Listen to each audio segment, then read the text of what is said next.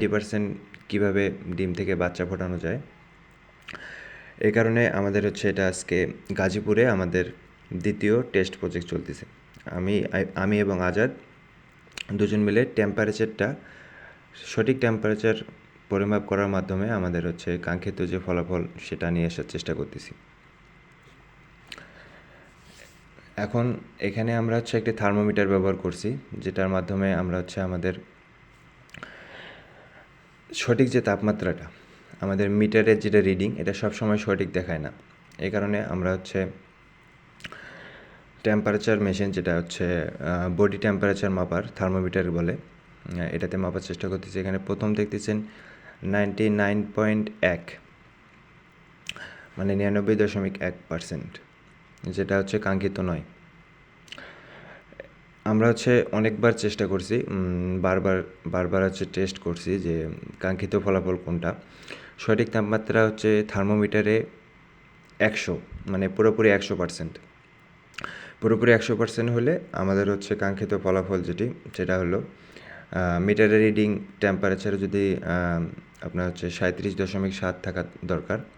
এখন আমরা 37.7 বিভিন্নভাবে টেস্ট করতেছি, দেখতে পাচ্ছি আমাদের হচ্ছে ফলাফল আসতেছে না। এখন এখানে দেখা যাচ্ছে 99.0, এটাও নয়, আমাদের 1% কম আছে। আবার টেস্ট এভাবে আমরা হচ্ছে অনেকবার, প্রায় 35 মিনিট 45 মিনিটের মতো ট্রাই এবং এরর গেম খেলছি আর কি। এখানে দেখতে পেয়েছেন আজাদকে বারবার আর কি ভিতরে টেম্পারেচার মেশিনটা ভিতরে দিচ্ছে এবং ট্রাই করার চেষ্টা করতেছি। এবারে তাপমাত্রা 106.4, এবার অনেক বেড়ে গেছে। এখন আমাদের তাপমাত্রাটা এখন কমাতে হবে মেশিনে। আমাদের যে মিটার আছে, মিটারে হচ্ছে আমরা কম বেশি করে এটা দিয়ে মাপার চেষ্টা করতেছি যে নিচের যে তাপমাত্রাটা এটা একদম একুরেট আছে কি না। আবার দিচ্ছি আমরা, দেখি কি ফলাফল আসে। মোটামুটি আমরা হচ্ছে 10 থেকে 12 বার ট্রাই করার মাধ্যমে আমাদের কাঙ্ক্ষিত যে তাপমাত্রা 37.7, আর সর্বনিম্ন তাপমাত্রা 37.5, এটা মেলানোর চেষ্টা করতেছিলাম। এখন আমাদের হচ্ছে মিটারের রিডিং 37.5। আমাদের ভিতরের এনভায়রনমেন্টটা যেরকম আছে, যে তাপমাত্রা মাপার যে মিটারগুলো আর কি, রিডারগুলো আর কি, এগুলো হচ্ছে লাইট থেকে দূরেতে রাখা হয়েছে, কারণ ডিম তো নিচে থাকবে। আমাদের বক্সটা মোটামুটি বড় আকারে তৈরি করা হয়েছে, যার কারণে নিচের তাপমাত্রা এবং উপরের তাপমাত্রার মধ্যে অনেক পার্থক্য দেখা যায়। এখন ডিম তো আমাদের অরিজিনালি থাকবে নিচে। এখন আমরা এর জন্য আর কি রিডারগুলো আর কি নিচে রাখার চেষ্টা করছি।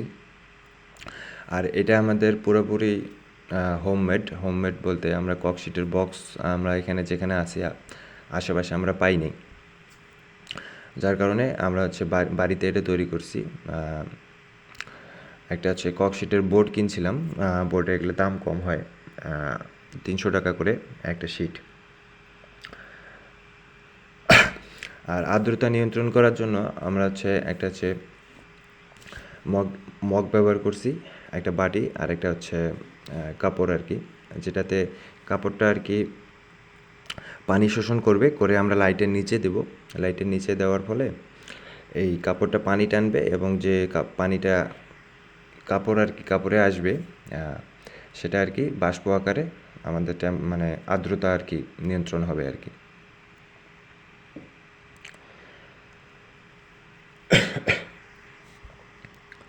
আমরা এখানে মিটারের রিডারগুলো সঠিকভাবে দেওয়ার চেষ্টা করতেছি। তারপরে আমরা হচ্ছে ডিম এখানে দেব, কোয়েল প্যাকেট ডিম। আমরা হচ্ছে 102টা ডিম কিনছিলাম, যেখান থেকে আমাদের 3টা ডিম নষ্ট হয়েছে, আমাদের 99টা ডিম রেডি হয়েছে।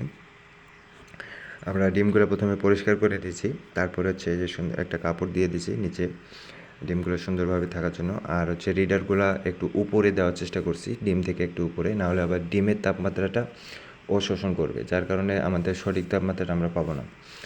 এবং লাইট থেকে যথাসম্ভব দূরে দেওয়া হয়েছে।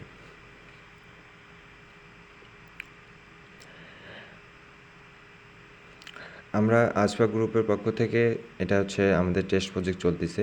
এখন টেস্ট আমাদের যতদিন আর কি আমরা কাঙ্ক্ষিত ফলাফল পাচ্ছি না, মানে ব্যবসা করার মূল লক্ষ্য হলো আমাদের অভিজ্ঞতা। আমাদের যদি অভিজ্ঞতা না থাকে তাহলে আমাদের মানে ব্যবসা করে সফল হতে পারবো না। এখন আমাদের টেস্টের উপর দিয়ে চলতেছে, এখন দেখা যাক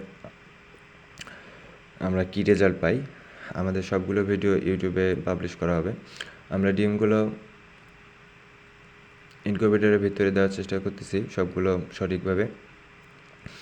আজাদ আর আমি দুজন মিলে।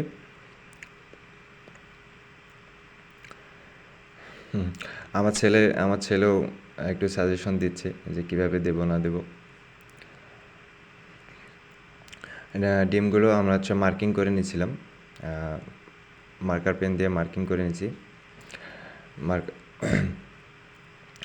99টি ডিম একটু দিতে একটু সময় লাগতেছে আমাদের। এখন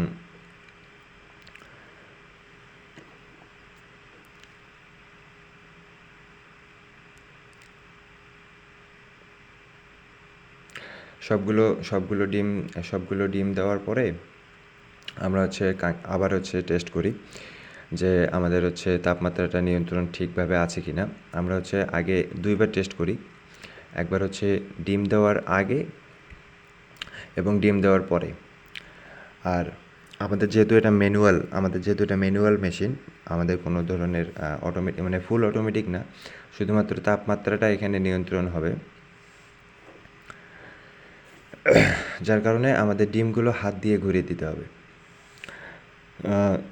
সর্বোচ্চ 5 বার দিলে ভালো হয়, তা আমরা দিনে 4 বার দেওয়ার চেষ্টা করব, প্রতি 6 ঘন্টা পর পর।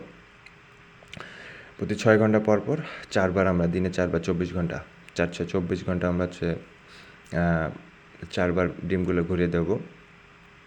আমরা পানির পাত্রটা ভিতরে দিয়ে দিলাম আমাদের হিউমিডিটি বা আর্দ্রতার জন্য। আপনাদের আর্দ্রতার মেশিন মানে আর্দ্রতা নিয়ন্ত্রণ করার অনেকগুলো টেকনিক আছে। আমরা সবগুলো টেকনিক ব্যবহার করার পরে এই টেকনিকটা মানে বেস্ট, মানে আমাদের জন্য আর কি বেস্ট মনে করছি, যার কারণে এই টেকনিকটা ইউজ করছি। আলাদাভাবে যদি আপনারা আর্দ্রতা কীভাবে নিয়ন্ত্রণ করবেন সেটার জন্য যদি বলেন তাহলে আমরা চেষ্টা করব। আর আমরা চেষ্টা করতেছি যে আমাদের পুরো জার্নিটা আপনাদের সাথে শেয়ার করার জন্য, যে কী ফলাফল হয়, নেগেটিভ হোক আর পজিটিভ হোক। যেমন আমাদের গত ভিডিওতে আমাদের নেগেটিভ রেজাল্ট আসছে, সেটাও আমরা ইউটিউবে পাবলিশ করছি। ব্যবসা করতে গেলে অনেক নেগেটিভিটি আসবে, সেগুলো হচ্ছে মাথায় রেখে কী ভুল হয়েছে আমাদের সেগুলো হচ্ছে সমাধান করার মাধ্যমে এগিয়ে যেতে হবে আর কি। আমরা সেটাই চেষ্টা করতেছি। এখানে দেখতেছেন ডিম দেওয়া আমাদের শেষ, আর ফাইনাল তাপমাত্রা আমাদের 33.5। এটা আর কি আস্তে আস্তে বাড়তেছে, এখনও বাড়েনি, আস্তে আস্তে বাড়বে।